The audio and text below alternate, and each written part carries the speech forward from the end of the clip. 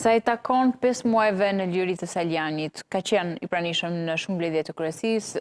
tek pjesa e brendshme e Partisë Demokratike, besoj ka patur edhe takime me zotin Berisha. Mendon se mund të ketë qenë një kërkesë e tij artikuluar në mënyrë të drejtë për drejtë për të qenë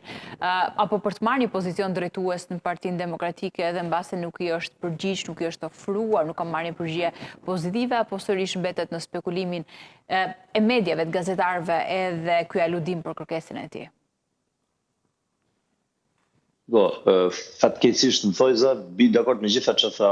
zoti Kupfi, pra ne nuk kena të bëjmë këtu me një histori, po themi një lëvizje brenda Partisë Demokratike që ka kërkesa të qarta. Dhe ne prej një jave tashmë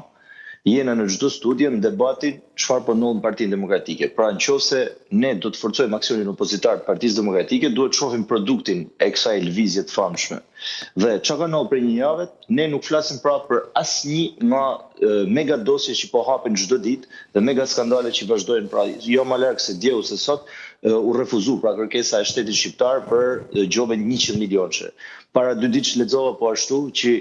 Shqipnia po ulte çdo vit edhe më shumë investimet, pra buxhetin e shtetit për sa i përket arsimit, për sa i përket shëndetësisë. Dhe ne kena dalë totalisht në muhabete kafesh, në kuptimin e parë të fjalës. Pra, çfarë do të ketë pas Saliani në mend kur ka mbledh kafen dhe çfarë ka diskutuar me Berishën, një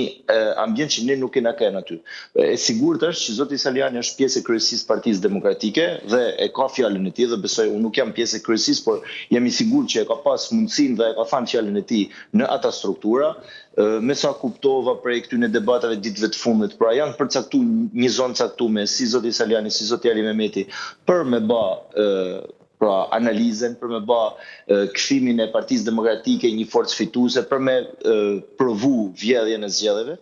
Dhe gjitha këto, nëse ne do t'i kryeshim të gjitha këto hallka dhe nuk realizohet asnjëra prej tyre në mënyrë institucionale, atëherë bëhet një lëvizje me kërkesa të qarta dhe njegem, siç e tha zoti Kupfi, siç në rastin e zotit Berisha në 2021-shin, duke njeh gjithë hapat sipas statutit për me arrit një qëllim të caktuar. Pra mund vjen keq që gjendën në një situatë për me diskutuar për diçka që nuk e dina, duhet me pas qartësinë e personave që po e bajnë këtë lëvizje për me shpjegu pra situatën ose për me kuptu finalitetin e kësaj lëvizje. Nuk di çfarë të them, nuk e kam qartë që se zoti Berisha është takuar me zotin Saliani dhe kjo është lëvizje e mohimit drejtave të tija përballë kryetarit të Partisë Demokratike.